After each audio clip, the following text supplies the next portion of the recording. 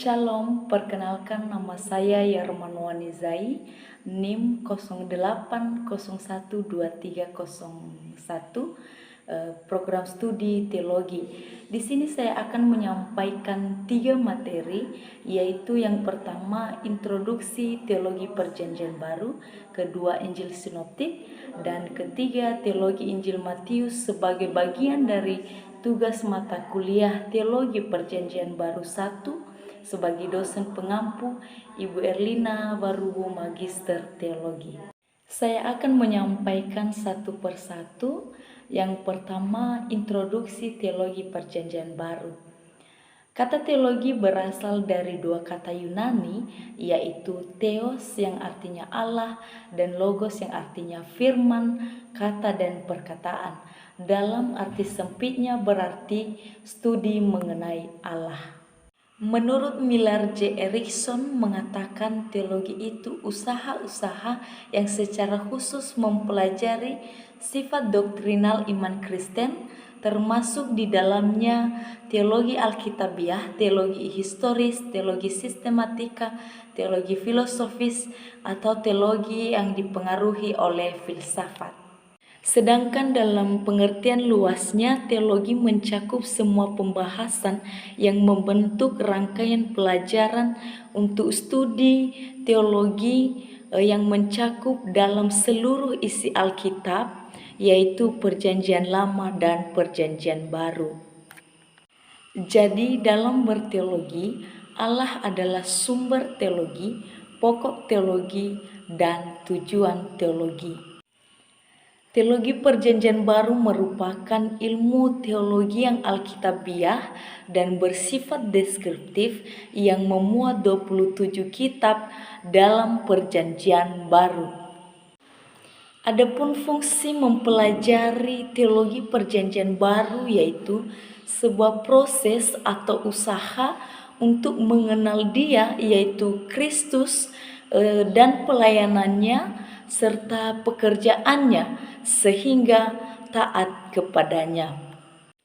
Dalam melakukan pendekatan terhadap teologi Perjanjian Baru menggunakan pendekatan historis, artinya adalah sebuah pendekatan yang berpusat pada Allah dengan memakai metode analisis, historis, gramatikal, dan kontekstual.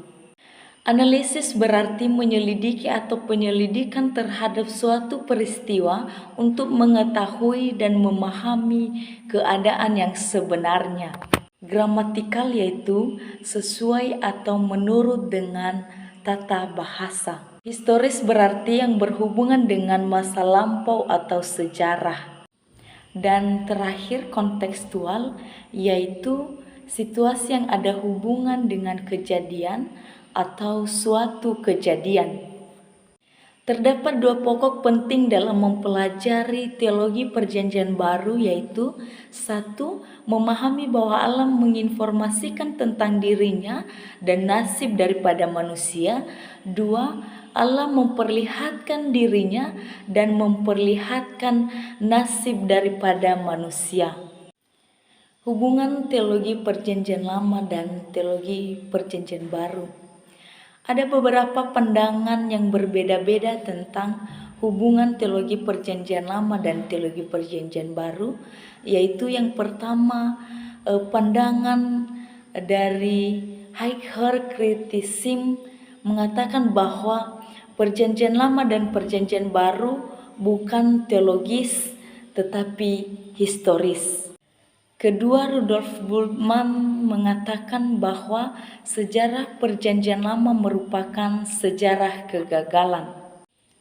Ketiga, menurut Friedrich Baumgartel, melihat makna Perjanjian Lama hanya dalam hal sejarah kehancuran keselamatan yang mengecewakan di dalamnya menunjukkan cara manusia hidup di bawah hukum Taurat.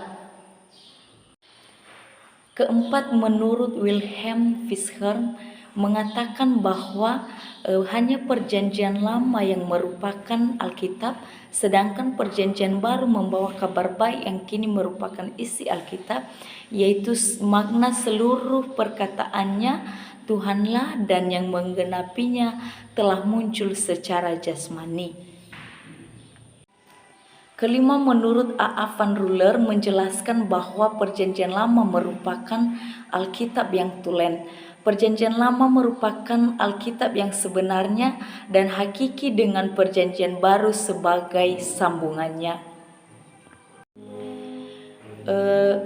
Menurut Merson menegaskan menolak Perjanjian Lama dari kanon gereja karena Perjanjian Lama adalah barang sisa atau hanya suatu penyembahan berhala. Yang terakhir yaitu pandangan Alkitab. 1. Perjanjian Lama memandang ke depan, artinya Perjanjian Lama adalah kitab yang menekankan masa lalu dan masa kini, namun tidak dapat dipungkiri bahwa Perjanjian Lama memandang ke depan kepada yang baru. Kedua yaitu Perjanjian Baru memandang ke belakang. Jika Perjanjian Lama memandang ke depan, maka Perjanjian Baru memandang ke belakang. Artinya, nubuat-nubuat yang telah dijanjikan Allah kepada para nabi-nabinya di Perjanjian Lama sudah diwujudkan pada Perjanjian Baru melalui kedatangan Yesus Kristus sebagai Juru Selamat dan Penebus dosa kita. Sejarah teologi Perjanjian Baru. Teologi Perjanjian Baru mulai diminati sekitar 2 abad terakhir ini. Dalam suatu ceramah di tahun 1787 oleh J.P. Gabler mengimbangi dan menyerang metodologi teologi dogmatik dengan mengkritik pendekatan filosofisnya. Sejarah teologi Perjanjian Baru juga bisa kita lihat di dalam 2 Timotius pasal 3 ayat 16. Segala tulisan yang diilhamkan Allah memang bermanfaat untuk mengajar, untuk menyatakan kesalahan, untuk memperbaiki kelakuan, dan untuk mendidik orang dalam kebenaran. Metodologi teologi Perjanjian Baru.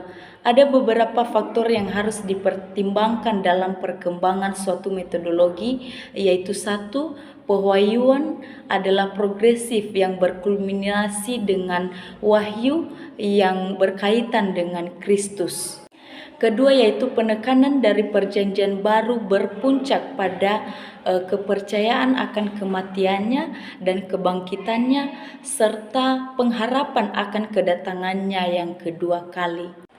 Ketiga yaitu teologi Perjanjian Baru harus mengakui bahwa pengajaran Yesus dan pengajaran dari penulis Perjanjian Baru lainnya tidak kontradiksi, melainkan satu kesatuan dan harmonis. Sekarang kita masuk pada pembahasan yang kedua yaitu Injil Sinoptik.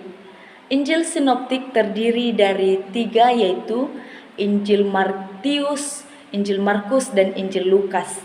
Kata sinoptik berasal dari bahasa Yunani sin yang artinya bersama dan oplanomai atau optik artinya melihat. Jadi sinoptik adalah melihat dari sudut pandang yang sama. Artinya kitab-kitab itu mempunyai hubungan yang lebih dekat dalam 4 hal, yaitu kosakata, peristiwa-peristiwa yang dicatat, urutan penempatan materinya, dan kutipan-kutipan Perjanjian Lama. Susunan kitab Injil Sinoptik. Urutan penempatan kitab-kitab dalam Perjanjian Baru berada dalam garis rencana Allah. Matius ditempatkan pertama bukan karena lebih dulu ditulis dari kitab Injil lainnya, melainkan dalam garis penggenapan perkembangan Injil sesuai dengan amanat Yesus yang menjadi saksiku di Yerusalem, Yudea, Samaria, dan ujung bumi. Kita bisa melihat di Kisah Para Rasul pasal 1 ayat 8. Problem sinoptik. Ada beberapa teori mengenai problem sinoptik, yaitu yang pertama, teori tradisi lisan. Teori tradisi lisan dikemukakan oleh J.G. von Herder pada tahun 1744 sampai 1803 menyatakan bahwa fakta-fakta mengenai Yesus telah dikumpulkan dan disusun, kemudian dihafalkan dan akhirnya disampaikan secara lisan dalam bentuk yang hampir pasti. Yang kedua, teori saling bergantung. Pada tahun 1789, Griesbach mengajarkan bahwa penulis pertama mengambil bahan dari teori lisan, kemudian penulis kedua menggunakan materi yang telah dituliskan oleh penulis pertama, dan yang ketiga mengambil bahan dari kedua penulis sebelumnya.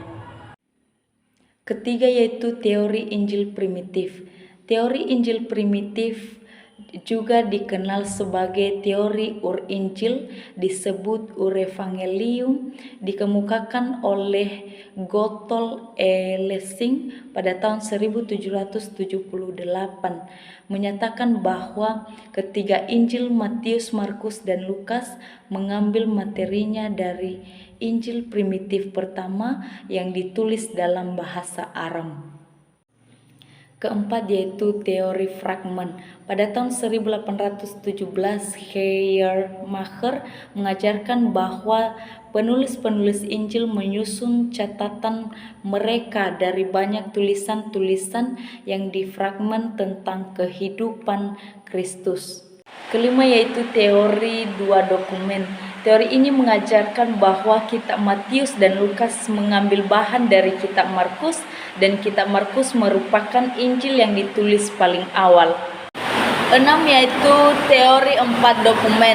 Stetter mengusulkan bahwa Markus merupakan Injil pertama yang ditulis, dan Matius dan Lukas menggunakan baik Markus dan Ki secara independen, lazimnya disebut hipotesis dua sumber. Perbedaan Injil Sinoptik dan Injil Yohanes. Ada 4 perbedaan Injil Sinoptik dan Injil Yohanes, yaitu 1 perbedaan materi, 2 perbedaan penekanan, 3 perbedaan geografis, dan keempat yaitu perbedaan struktur. Sekarang kita masuk pada pembahasan yang ketiga yaitu teologi Injil Matius. Injil Matius ditulis oleh Matius sendiri, juga disebut Lewi, semula adalah pemungut cukai. Tema Injil Matius yaitu Yesus adalah Raja Mesianis dengan kata kunci kerajaan. Waktu penulisan tahun 60-an tahun Masehi, dan ditulis untuk orang percaya Yahudi. Latar belakang Injil Matius. Injil Matius merupakan pengantar perjanjian baru dan Mesias anak Allah yang hidup, Matius 16 ayat 16. Walaupun dalam Injil ini tidak disebutkan nama pengarang, tetapi kesaksian semua bapak gereja mula-mula menyampaikan bahwa Injil ini ditulis oleh Matius yang merupakan adalah murid Yesus. Jikalau Injil Markus ditulis untuk orang Romawi dan Injil Lukas ditulis untuk Theophilus dan semua orang percaya bukan Yahudi, maka Injil Matius ditulis untuk orang percaya bangsa Yahudi. Adapun tujuan penulisan Injil Matius, yang pertama, untuk memberikan kepada sidang pembacanya kisah seorang saksi mata mengenai kehidupan Yesus. Kedua, untuk meyakinkan pembacanya bahwa Yesus adalah anak Allah dan Mesias yang telah dinubuatkan oleh Nabi Perjanjian Lama yang telah lama dinantikan. Ketiga, untuk menunjukkan bahwa kerajaan Allah berada di dalam dan melalui Yesus Kristus dalam cara yang belum pernah terjadi sebelumnya. Muatan teologis Injil Matius terdiri dari 4, yaitu 1 Allah, 2 Kristologi, 3 pneumatologi, dan 4 eklesiologi. Saya akan membahas satu persatu. Pertama, Allah. 1. Allah itu hidup. Kedua, Allah bekerja menurut rencana. 3. Allah adalah sebagai Bapa. Dan 4. Allah itu maha adil. Kedua yaitu Kristologi. Kristologi adalah doktrin atau ajaran tentang Kristus. yaitu satu, ajaran Yesus Kristus dalam Injil Matius; dua, person Yesus Kristus; tiga, Yesus sebagai Mesias; empat, Mesias sebagai anak Daud; lima, Yesus sebagai anak manusia; enam, Yesus sebagai anak Allah; dan tujuh, Yesus adalah Tuhan. Ketiga yaitu pneumatologi. Pneumatologi adalah doktrin atau ajaran tentang Roh Kudus, yaitu yang pertama, Roh Kudus adalah roh yang memberi hidup; dua, membaptis dengan Roh Kudus; tiga, menghujat Roh Kudus; dan empat, Roh Kudus sebagai penolong. Dan yang terakhirnya adalah eklesiologi. Eklesiologi adalah doktrin dan ajaran tentang gereja. Baik, demikian materi yang saya sampaikan tentang mata kuliah Teologi Perjanjian Baru 1. Saya kembali menyapa kita semua. Shalom.